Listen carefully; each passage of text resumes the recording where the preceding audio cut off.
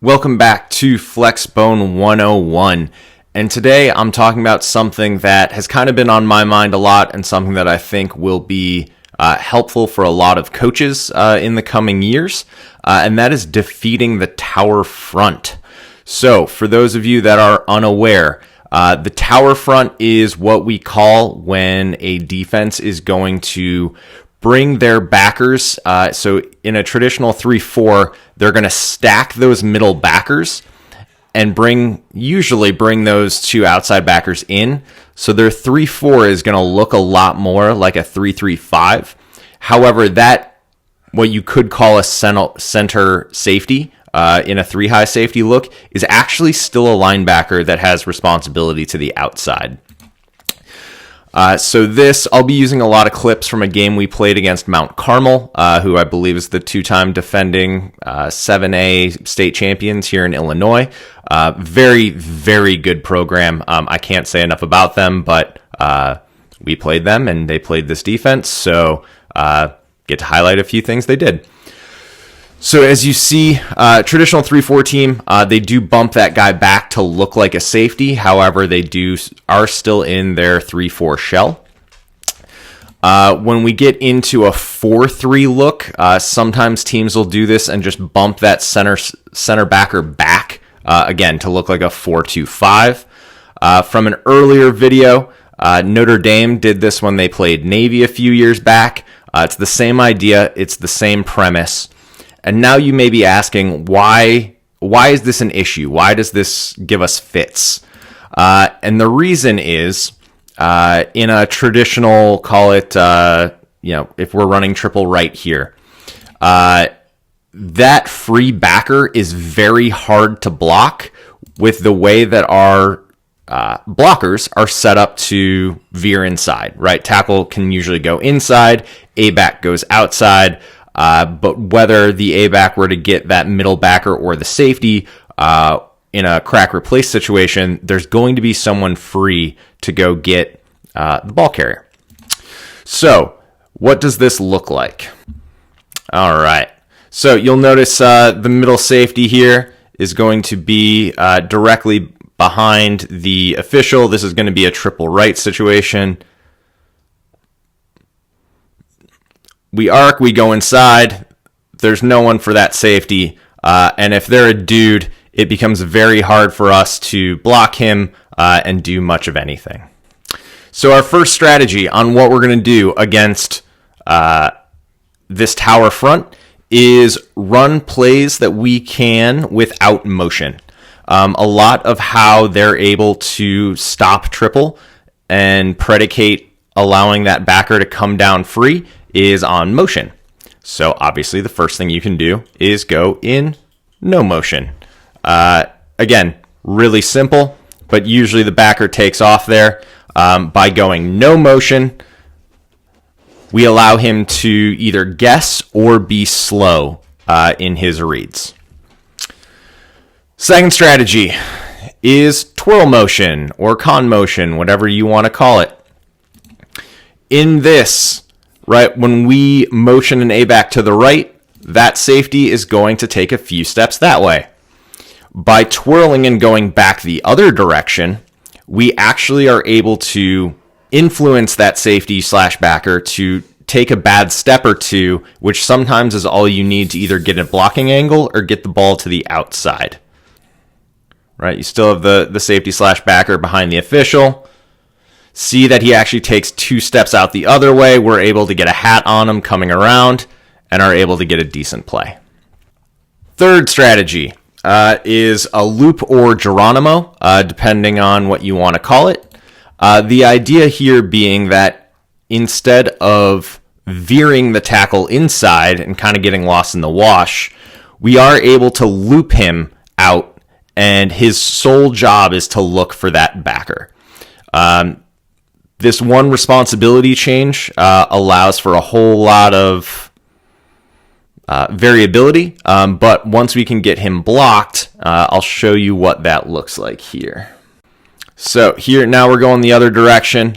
We are going to be running triple left here.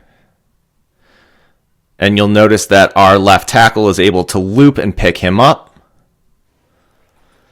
get the block there, we get everything else blocked up on the inside, and we're able to get a nice little play out of it.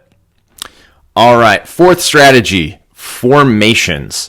So obviously when they, out of the 3-4 traditionally or out of the 4-2-5, they're planning on you staying in base or flex or spread, whatever you call your normal alignment.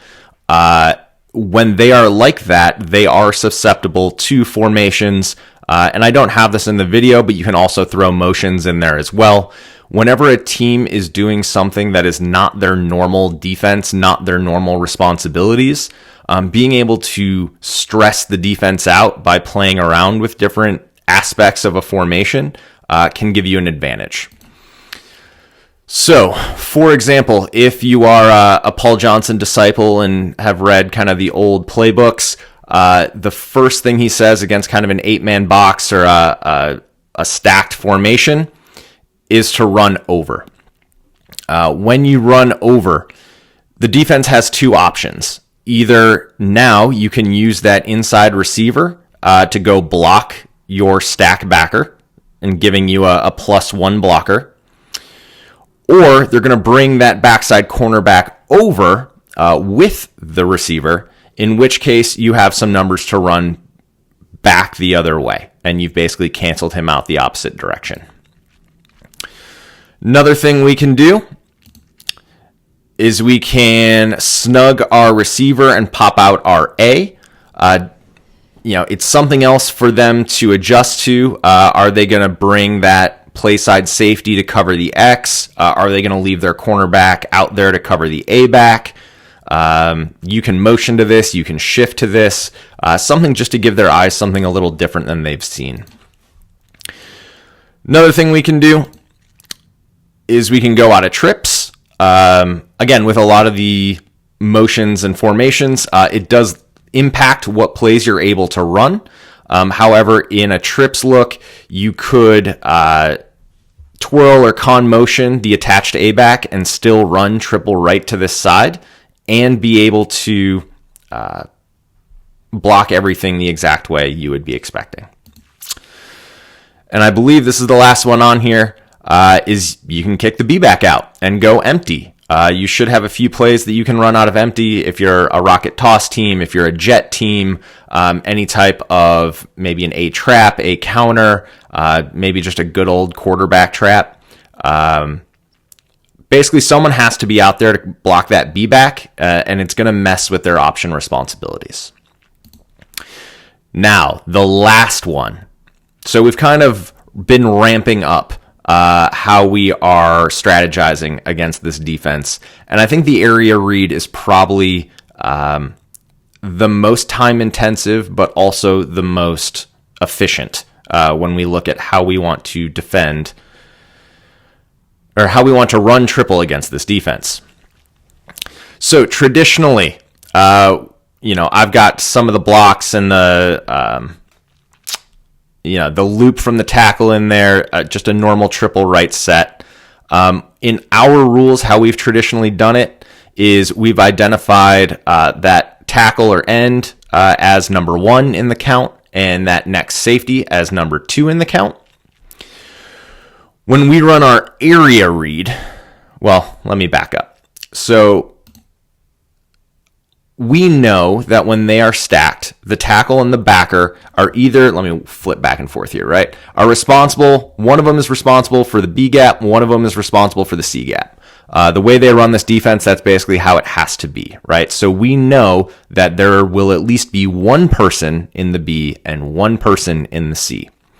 So what our area read, what we do, is we actually shift our pitch read to the stacked backer, with the idea that the quarterback is going to read the B gap first, whoever shows up, and then, decide whether to give or to keep. And then if he keeps the ball, he's going to look at who is in the C gap. So it's very simple. However, you have to train your quarterback. You don't necessarily know who that read is going to be. Your eyes have to snap exactly to the gap, make sure you're able to read it, and you will have success because, again, there has to be one guy per gap. And I want to show you what this looks like. But what we have here, we are going to be running triple left. What you'll see is the end at the top of the screen winds up flaring out, and the backer is taking the B gap. So the backer winds up being the first look. Oh, too fast. Let me try that again. So the backer winds up being the first look, right? Get a keep. The end winds up feathering out the pitch, and the quarterback keeps it. Now, again, not a huge play there, but that gives you an idea of the quarterback being able to see who is that first read in the game, and you're able to make a lot faster reads and better reads than trying to carry that out, block the stacked backer, and hope that everything lines up on the outside. So those are the strategies, top 5 strategies on how to take out the tower defense. Hope you enjoyed the video. I hope it comes in handy in the future, because I know in Illinois we have seen a lot more teams going to this strategy, and we kind of have our play calls. We know exactly what to do in this situation, and a lot of times you can get teams out of it once you hit them once or twice pretty hard to get them back into their standard defense. And now all of a sudden they're playing something that they didn't practice all week. So, again, hope you enjoyed the video. Let me know in the comments what you liked, what you didn't like, if there's anything I'm missing. And I hope to talk to you guys soon.